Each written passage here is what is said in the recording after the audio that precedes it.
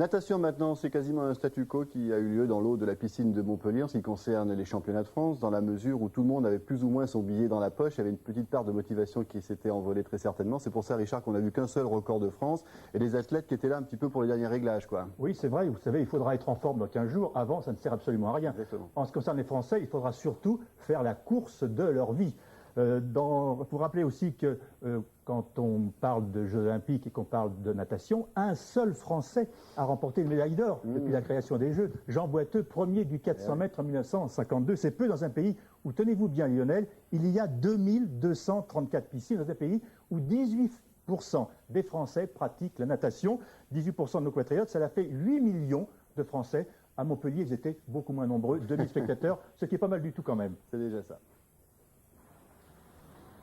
Elle est moderne, elle est belle. La nouvelle piscine de Montpellier, inaugurée à l'occasion des championnats de France. Superbe et fonctionnelle.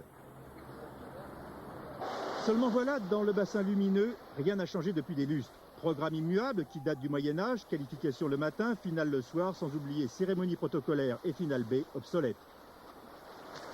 Je crois qu'il faudrait d'abord, pour expliquer un petit peu plus ce qu'est la natation, organiser des meetings sous forme de show avec de la musique un peu à l'américaine et qu'il y ait des plateaux tournants un peu comme sur l'athlétisme avec de la natation synchronisée, du water polo.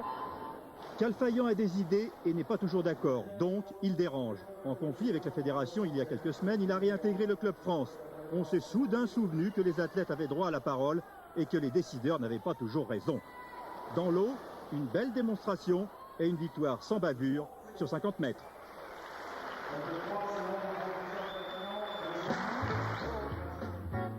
Particularité de ces championnats de France, les nageurs et nageuses de l'équipe olympique ont accès directement au final sans passer par les qualifications.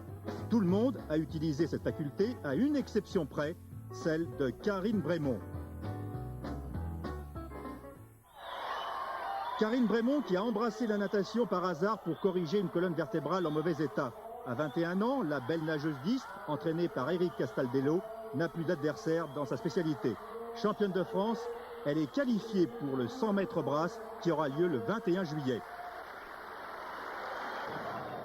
Autre brillante demoiselle, Hélène Ricardo. Elle a battu sur 200 mètres d'eau le seul record de France de ces championnats. Et ce qui ne gâche rien pour la superbe nageuse de Toulouse, le club de Lucien Lacoste, elle conjugue sport de haut niveau et longues études sans trop de difficultés.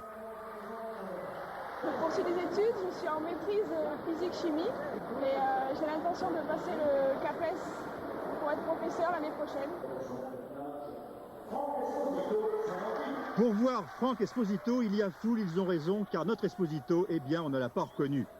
Pugnace, transformé mentalement, il est persuadé aujourd'hui qu'il n'y a plus d'adversaire hors de portée sur 200, y compris.